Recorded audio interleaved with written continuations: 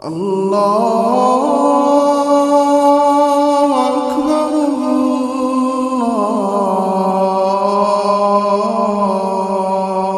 अकबर। औज़ुबिल्लाहि मिनश्शैतानिर्रजीम बिस्मिल्लाहिर्रहमानिर्रहीम। अस्सलामु अलैकुम वरहमतुल्लाहि वबरकातुहू। मोहतरम सामीन, आज का जो हमारा टॉपिक है ये बड़ा इम्पॉर्टेंट है।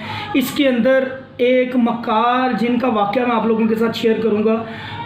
सबसे पहले कि कुछ लोग, कुछ मुआलिजीन और कुछ लोग जिनको हम कहते हैं कि इस पढ़ाई के ज़रिए अपना इलाज करें, उनको हम रिकमेंड करते हैं पढ़ाई, तो उनके साथ एक मामला पेश आता है या उन मुआलिजीन के साथ जो किसी भी बंदे का, किसी भी मरीज़ का इलाज करते हैं, तो उस इलाज के नतीजे में जब जिन्नात वगैरह हाज़िर होते हैं तो जिन्नात कलमा पढ़ते हैं, मुसलमान होते हैं, उनके सामने कहते हैं कि हम जा रहे हैं जी, कलमा पढ़ के निकल जाते हैं, लेकिन कुछ देर बाद या कुछ अरसे बाद, एक दिन बाद, हफ्ते बाद, 10 दिन बाद फिर दोबारा हाज़िर हो जाते हैं और मरीज़ को दोबारा परेशान करते हैं, तंग करते हैं। बेसिकली ऐसे जिन्नात जो होते हैं वो मक्कारी करते हैं, झूठ बोलते हैं, शरारत करते हैं। वो उनके सामने शो ऑफ़ करते हैं कि जी लो जी हम तो जा रहे हैं, हम जा रहे हैं, हम लोग अब दोबारा नहीं आएंगे, लेकिन वो हकीकत में उसके अंदर ही होते हैं, मरीज़ के अंदर ही होते हैं और निकलते नहीं, दोबारा फिर तंग करना शुरू कर देते हैं। तो ऐसे लोगों के लिए एक वजीफ़ा है।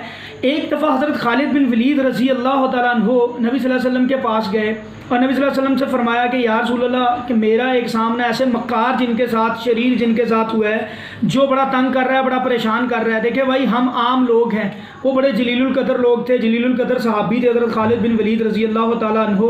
अल्लाह के बड़े नेक बंदे थे। उनको शयातीन धोखा दे जाते थे, उनके साथ फ्रॉड कर जाते थे।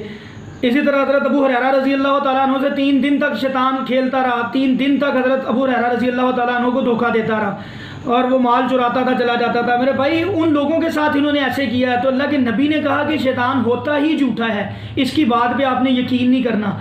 तो बात हमारा जो भी मौलिज है, मेरी एक उनके लिए नसीहत है कि जब आप इलाज कर रहे हो, आप बातों के चक्कर में मत पड़े इनसे कि ये वो बड़ा घुमाते फिराते हैं कि हाँ जी ऐसे है, फ़लाँ नहीं किया, ये नहीं किया। इस चक्कर में मत पड़े। जो बंदा इस चक्कर में पड़ता है उसको वाकई फिर घुमा फिरा देते हैं।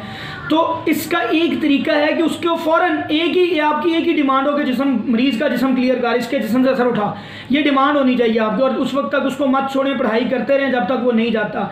इसकी रेपिटेशन बढ़ा दें, अपनी पढ़ाई की रेपिटेशन बढ़ा दें, ज़्यादा से ज़्यादा करें, इंशाअल्लाह अल्लाह के फजल से चला जाएगा।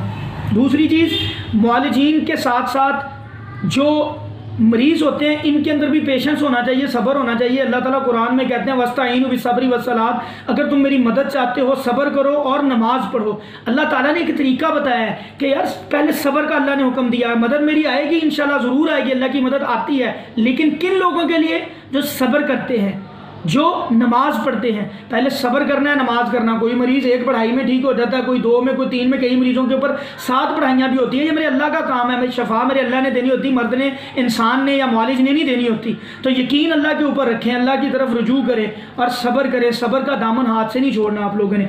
हज़रत खालिद बिन वलीद ने जब नबी सल्लल्लाहु अलैहि वसल्लम को जाके बताया कि मुझे एक मक्कार जिन तंग करता है, तो नबी सल्लल्लाहु अलैहि वसल्लम ने उनको एक वजीफ़ा बताया। नबी सल्लल्लाहु अलैहि वसल्लम ने कहा कि ए खालिद, इसको पढ़ा कर।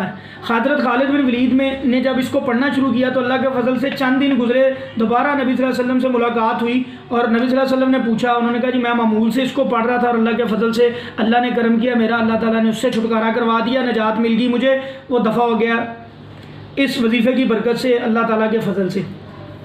ये वजीफ़ा ये जो है, ये इंशाल्लाह ये आपको प्यारे रसूल की प्यारी दुआओं में भी मिल जाएगा, हिस्नुल मुस्लिम में भी मिल जाएगा। ये कलमात क्या है? आउज़ु बिकलिमातिल्लाहि ताम्मातिल्लती ला युजाविज़ुहुन्ना बर्रुम वला फाजिरुम मिन शर्रि मा ज़रा फिल अर्ज़ि व मिन शर्रि मा यख़रुजु मिन्हा व मिन शर्रि मा यअरुजु फिस समाई व मा यंज़िलु मिन्हा व मिन शर्रि कुल्लि तारिकिन इल्ला तारिकन यत्रुकु बिखैरिन या रहमान।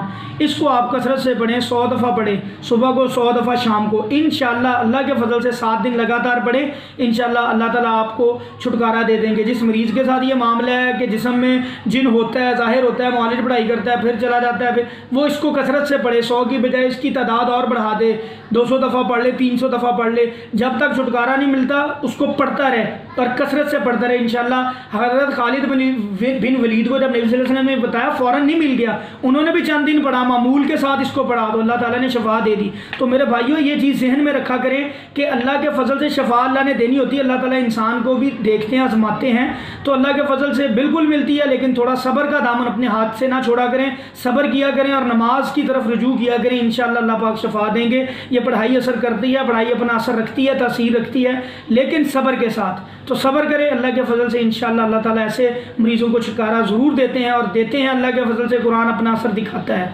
अस्सलामु अलैकुम।